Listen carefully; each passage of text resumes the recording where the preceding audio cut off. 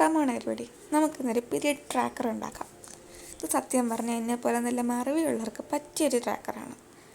ഇത് ഉണ്ടാക്കാനും എളുപ്പമാണ്. നിങ്ങളുടെ അടുത്തുള്ള ഡയറിയോ ബുക്കൊന്നും വെച്ചെടുക്കുക. ഒരു പേന എടുത്തിട്ട് ഒരു വർഷത്തിലെ ഫുൾ 12 months മിനി ആയിട്ട് വരച്ച് വയ്ക്കുക. മിനി ആയിട്ടെന്ന് പറയുമ്പോൾ ഓരോ മന്ത് ഓരോ ഷേപ്പിലൊക്കെ വരയ്ക്കുമ്പോഴാണ് ഭംഗി വരുന്നത്. പിന്നെ പണ്ട് തൊട്ടേ മടി എൻ്റെ കൂടപ്പുറപ്പായതുകൊണ്ട് എനിക്ക് ആ സമയത്തൊന്നും ചെയ്യാൻ തോന്നിയില്ല. പിന്നെ കുറച്ച് ഭംഗിക്ക് വേണ്ടിയിട്ടാണ് ഞാൻ ബോക്സിൻ്റെ ഡൈമെൻഷൻസ് അങ്ങോട്ടും ഇങ്ങോട്ടും മാറ്റി, നമ്പേഴ്സ് അങ്ങോട്ടും ഇങ്ങോട്ടും മാറ്റി അങ്ങനെയൊക്കെ എഴുതിയത്. പിന്നെ ഇത് ശ്രദ്ധിച്ച് നോക്കുകയാണെങ്കിൽ ആദ്യം ഞാൻ ചെയ്തുകൊണ്ടിരുന്ന പേജും ഇപ്പോൾ ചെയ്തുകൊണ്ടിരിക്കുന്ന പേജിൽ ഒരു ഡിഫറൻസ് ഉണ്ട്. ശ്രദ്ധിച്ച് നോക്കുകയാണെങ്കിൽ ഇത് കാണാൻ പറ്റും. പിന്നെ ഇതിലിനി ചെയ്യാൻ പറ്റണമെങ്കിൽ ഓരോ മന്ത്സിൻ്റെ പേര് എഴുതി വയ്ക്കുക, മേളിൽ പീരിയഡ് ട്രാക്കർ എന്നൊക്കെ എഴുതി വയ്ക്കുക. പിന്നെ മന്ത്സിൻ്റെ പേര് എഴുതുമ്പോൾ ഓർക്കേണ്ടത് അതിലെത്ര ഡേറ്റ്സ് ഉണ്ട്. എനിക്ക് ചെറുതായിട്ടൊന്ന് മാറിപ്പോയിട്ടുണ്ട്, വലിയ പ്രശ്നമില്ല, ദാറ്റ്സ് ഫൈൻ.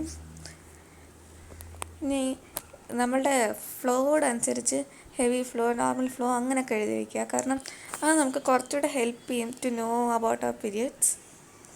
എനിക്കാണെങ്കിൽ മെയിൻലി വരുന്നത് heavy flow, normal flow and spottings. അതുകൊണ്ട് ഞാൻ അത് 3 എഴുതി. നിങ്ങളുടെ ഫ്ലോയോടനുസരിച്ച് കസ്റ്റമൈസ് ചെയ്യാവുന്നതാണ്. ഇത്രയും ചെയ്യുന്നതിനിപ്പോൾ ഞാൻ വിചാരിച്ചു ഇനി ഡെക്കറേഷൻസ് വേണ്ട, ഇത്രയൊക്കെ എഴുതിയാൽ മതി എന്നൊക്കെ വിചാരിച്ചതാണ്. പിന്നെ കുറേ കഴിഞ്ഞപ്പോൾ എനിക്ക് തോന്നി എന്തോ സംതിങ് മിസ്സിങ്. ഞാൻ ഈ മന്ത് എഴുതുന്ന കാര്യം അത് ഓർത്തില്ല. ഇത് കഴിഞ്ഞിട്ടാണ് ഞാൻ ഓർത്തത്. ഡെക്കറേഷൻസൊക്കെ ചെയ്ത് കഴിഞ്ഞിട്ട് ചെയ്യാമെന്നാണ് വിചാരിച്ചത്. പിന്നെയാണ് സംതിങ് മിസ്സിങ് എന്ന് ആലോചിച്ചപ്പോഴാണ് ഇതൊന്നും ഞാൻ കളറാക്കി എഴുതിയിട്ടില്ല, പെൻസിൽ വെച്ചായിരുന്നു ഞാൻ എഴുതിയിരുന്നത്.